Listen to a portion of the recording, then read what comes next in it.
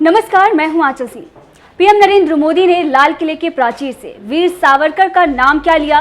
प्रियंका चतुर्वेदी के लिए सावरकर इतने जरूरी हो गए कि जो कल तक सावरकर को रेपिस्ट विचारधारा का समर्थक बता रही थी, वो आज ये बता रही हैं कि उनका आजादी में योगदान भुलाया नहीं जा सकता है। जी हाँ, शिवसेना की सत्ता जाने के बाद उन्हें सावरकर की याद आ रही है और अभी तक सावरकर को गाली देने वाली, उन्हें माफी वीर बोलने वाली कांग्रेस के साथ गठबंधन की सरकार चला रहे थे और आज भी महाविकास अघाड़ी गठबंधन में लटके हुए हैं।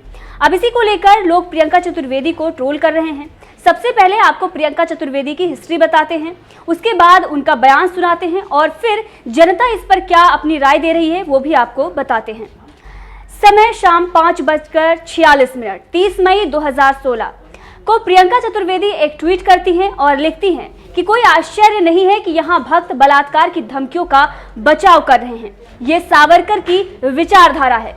इसके बाद 2 दिसंबर 2021 को भाजपा के प्रवक्ता और वरिष्ठ नेता आशीष शेलार ने यह आरोप लगाया था कि प्रियंका चतुर्वेदी ने सावरकर का अपमान किया है। सिर्फ आशीष शेलार ही नहीं, अतुल भतखलकर ने भी यही दावा किया था और भाजपा की महिला नेता चित्रा बाग ने भी प्रियंका चतुर्वेदी के खिलाफ यही बातें की थी।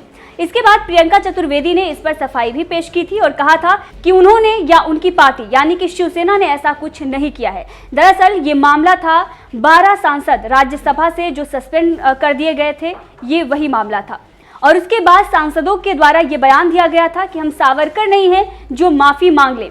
सारी वेबसाइट और न्यूज चैनल ने प्रियंका चतुर्वेदी के नाम से ये खबर चलाई थी और भाजपा नेता ने भी सवाल खड़ा कर दिया था और प्रियंका चतुर्वेदी ने इस पर सफाई बाद में पेश की और ये बताया कि उन्होंने ऐसा कुछ नहीं कहा है। और प्रियंका चतुर्वेदी का नाम इसलिए सामने आया क्योंकि प्रियंका चतुर्वेदी ऐसी बातें बोलने वाले नेताओं के समर्थन में थी, यानी कि उनके साथ खड़ी थी, चाहे वो सीपीआई के नेता हो या फिर कांग्रेस के। और अब वही प्रियंका चतुर्वेदी वीर सावरकर के गुण गाए जा रही हैं। ये वोट बैंक का मामला है, इससे साफ साफ पता चल रहा है। सुनिए प्रियंका चतुर्वेदी ने सावरकर को लेकर क्या कुछ कहा है, उसके बाद आपको बताते हैं कि जनता की इस पर क्या राय है।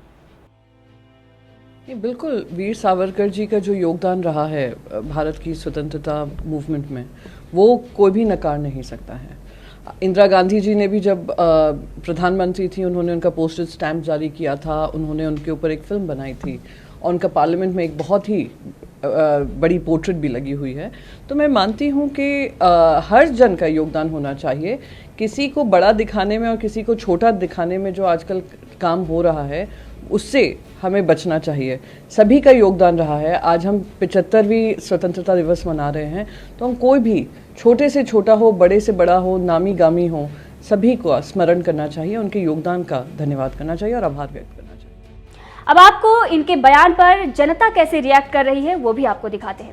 एक यूजर ने लिखा है कि सरकार जाते ही उद्धव ठाकरे की शिवसेना को वीर सावरकर की याद आने लगी। जब तक सत्ता में थे तो अपनी इटली वाली मालकिन के डर से वीर सावरकर का नाम लेना भी छोड़ दिया था। कल मोदी जी ने लाल किले से उन्हें याद क्या किया? उद्धव ठाकरे ने शिवसेना को शवसेना बना दिया है, मुस्लिम लीग बना दिया है।